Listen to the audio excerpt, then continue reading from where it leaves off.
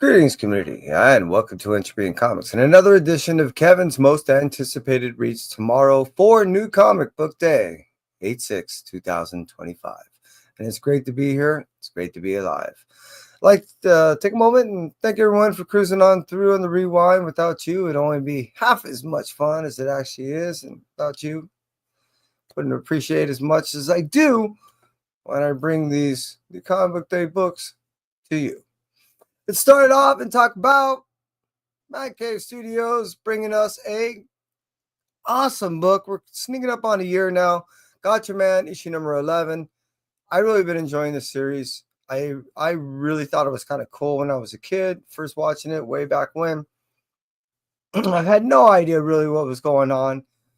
The beauty about the present day story is it not only brings the story up to date, but it gives us a lot of comprehensive understanding of what's going on. Not to get too much into the storyline itself, but basically we do have an invasion happening, and the beauty is we have the team to go ahead and deal with this invasion as it's happening. However, there has been an infiltration right into the main academy, and that's where we are, where our heroes have to contend with not knowing that they've actually been infiltrated and contending with the fact that there is a spy in the house.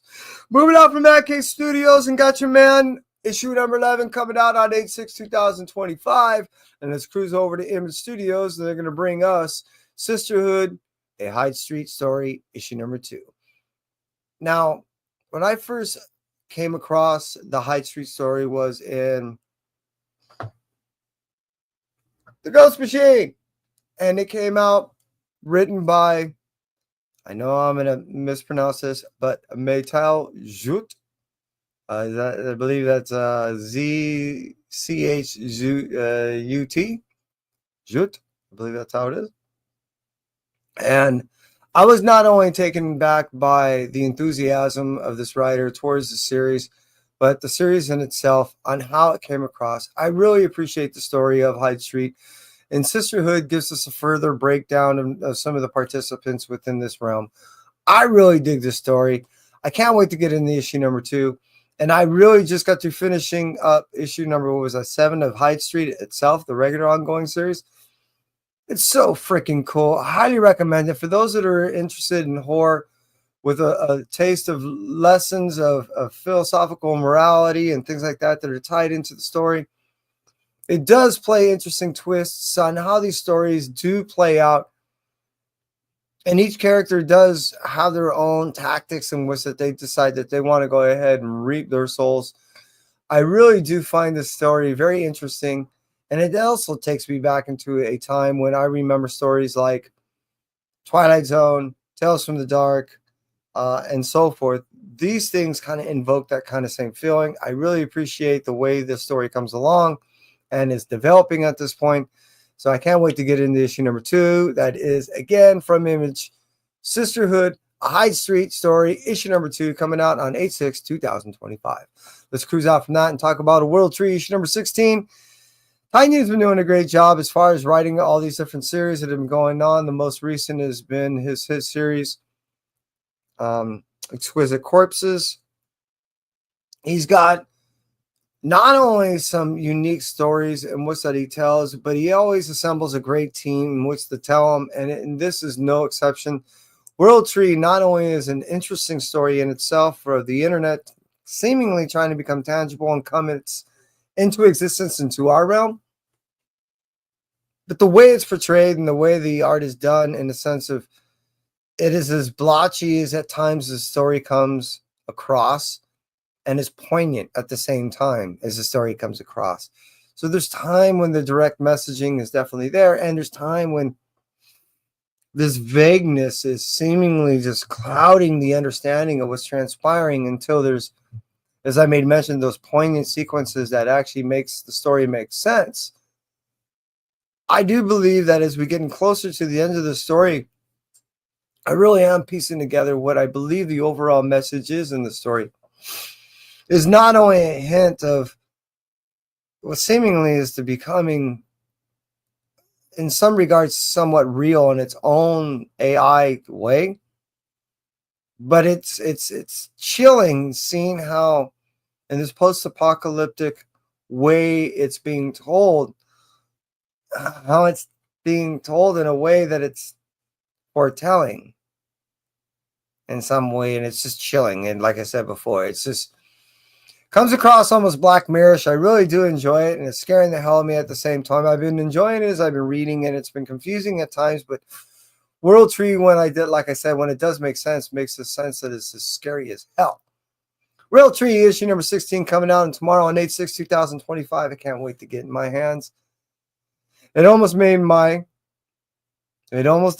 Blue Light Special. However, it was inched out by two other books. One, as you'll see, coming up. The other, it's been developing and it's been kind of hitting me hard, and I'll talk about that in a moment. So let's talk about cruising out from Image Studios and Marvel Studios, going over to talk about the first of their, what is it, six? I got 1, 2, 3, 4, 5, 6 issues that I'll be talking about coming out from Marvel Studios. First, starting off with all new Venom issue number 9. Seems like there's a whole lot of 9s coming out from Marvel of late that I've been wanting to read, which is again an all new Venom. We're seeing how Mary Jane is contending with the fact that she's playing with Venom, hiding it from Dylan. Well, cat's kind of getting out of the bag there, isn't it? And now that certain people are starting to find out, and how, it's the fan is starting to get hit by a lot of stuff.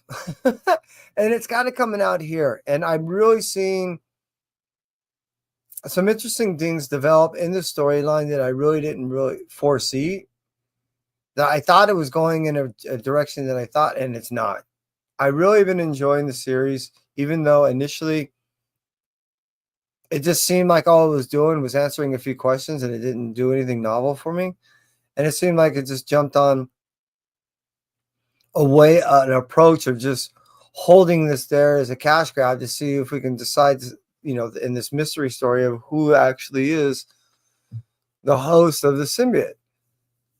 Outside of the first 4 issues, I really been enjoying the first 4 issues, only being that it was just kind of holding me there to see what it developed. After 5 and on, it's really been a fun ride from 6 and seeing who it was. And now we're deep into 9, where we're seeing what's going on with Dylan and everything else. I'm now really, really, really enjoying it.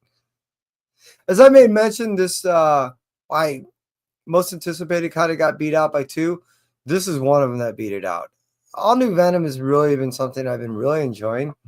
And I really didn't think it would, I know I'm using the word a lot, as much as I am. But this ride has just been more joyful and fun than it has been anything else. There's been a little less gravity, even though they're contending with a lot of things.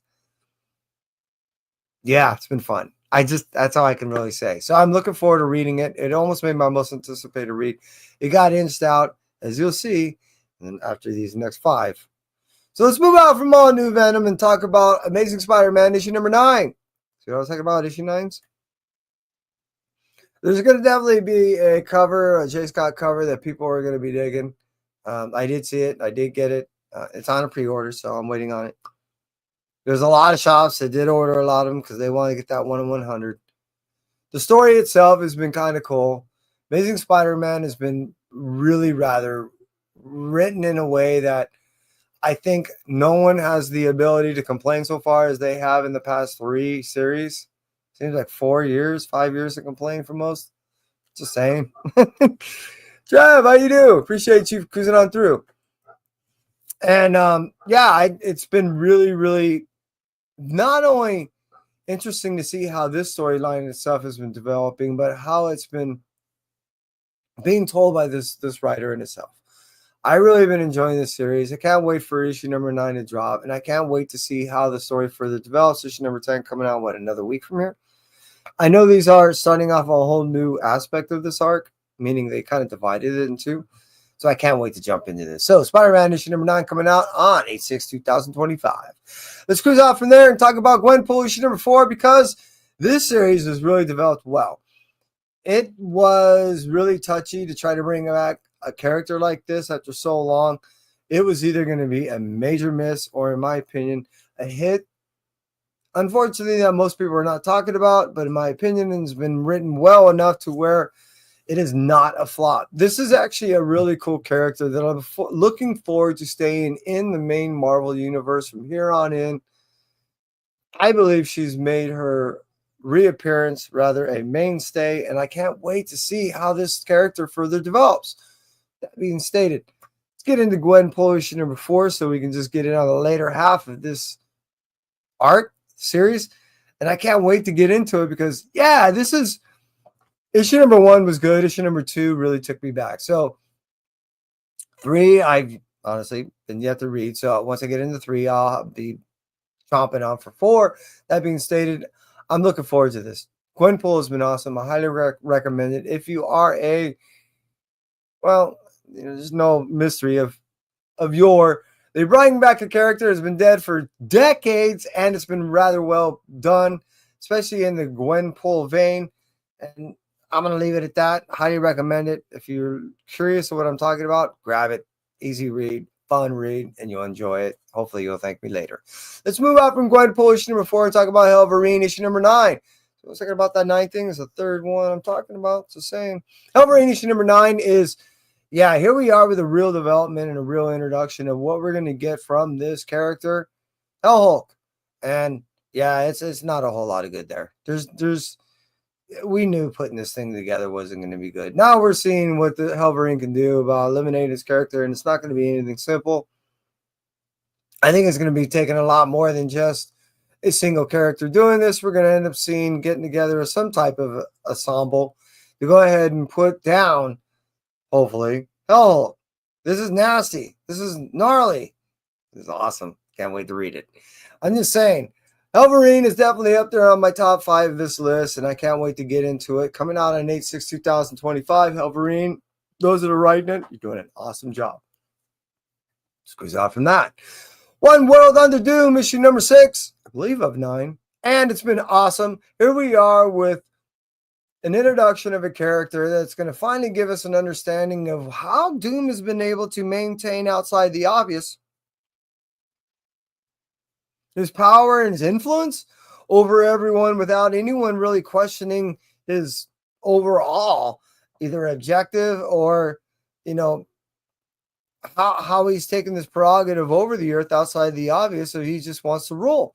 I've really been enjoying not only how the story has been developing, but I didn't take in consideration that there was something more at stake and or at play than just Doom just trying to take over with just utilizing, I guess, his own intimidation and fear of just being Doom, and knowing that because of he's holding the Sorcerer Supreme mantle that he can just take it over.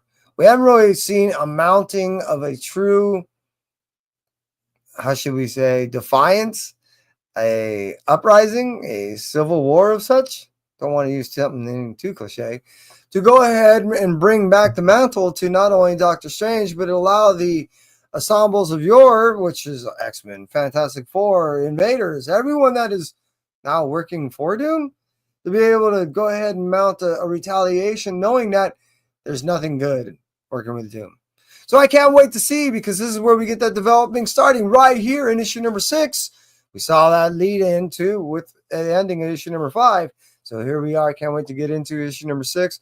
Again, it is just off of that top 5. But number 6, there's only a few books here, and I can't wait to get into it. Moving on from One World Under Doom, issue number 6, which this series has been doing so well so far. Let's talk about Ultimate Wolverine issue number 8. All right, it's an issue 8. It's not 9. So close.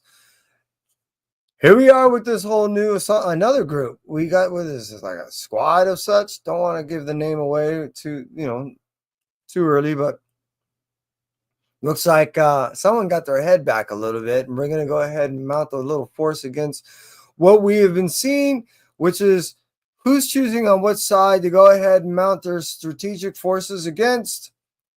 Well, we know what's going to happen when we get to the end of November, beginning of December.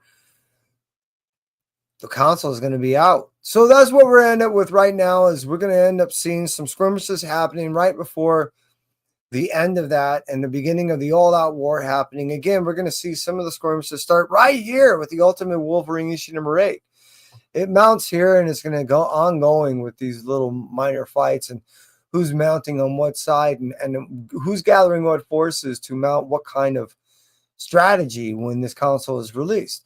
That's what's brewing right now. We've seen the introductions in the beginning, especially as far back as 2 years with the Ultimate Spider-Man. But what really we're seeing is just the introductions of the characters and who they're playing for, what ranks they're playing for, and who's understanding what this universe is really mounting a fight against, which I don't think most people really understood. Very little information was given, and all they know is that a console is about to be released, but they really don't know what that really means. As we get closer to it, I really think that most people, even ourselves, are going to get a better understanding. And I think it starts right here with the Ultimate Wolverine, issue number 8. However, making my blue light special for this week of 8/6/2025 is cruising over to Bad Idea. We're going to talk about Cul-de-Sac, issue number 1. This is an interesting story that I ended up seeing some 3 months ago. I ended up reading about 5 pages of this book that was given to me. But moreover that, really what got me hooked is I ended up talking to Tony Fleets about, I don't know, maybe 3 months ago, 2 months ago. I was doing at one of his mini sign events, and he was telling me about the book. As I made mention, I was looking forward to not only that, but another book, which is released on the same day. Aside from that, and getting back to Cul-de-Sac, is I was also interested about how this story was coming to be, and I like when Tony writes horror. He said, "Oh yeah, you can check this out. What I've done with this book is something rather unique, something I never did before. It's a mirror book. So what you do is you hold this book up. Yo, Barbarian, how you do? Hope all is all well with you. Appreciate you being here. So what you do is you hold this book up, and on the back, all right, it's printed in a mirrored fashion. So you hold this book up to a mirror and take a picture, or better yet, you take a selfie where you're holding this book up, and then the reflection will catch the mirrored version of the back. So you'll not only get a frontal picture of you, if you hold it the right way and you do the right flippy, but you'll get the mirrored version, and it'll also be flipped. So it's 2 flipped sides that come out and read correctly, which is not supposed to happen, which gives the whole look of the book the unique look to the book. And so I was really taken back when he was explaining to me. I had an idea what he was talking about. I think he was looking for a little bit more of a reaction. I didn't want to give an overreaction to something that I was taking. I really didn't question it much. In my mind, I was thinking, I can't wait to see it. I just want to see it. I can go on and question him a bunch, but how about if I just wait to see it? And I think it would be self-explanatory, which it was. Not only that, I ended up seeing a picture of him taking it with the cover about a week or so ago. And it looks so cool. And now we do it. I'm looking forward to not only talk to him and congratulating him on something rather unique that my knowledge has never been done for by anyone. But I'm looking forward to getting to the book and reading it. Just saying. So, hey, for those of you that cruise on through, I appreciate you, Trev, Barbarian, and any and all that may cruise on the rewind. I thank you much. And that's it for me. Entropy. You stay well. Until next time. Bye.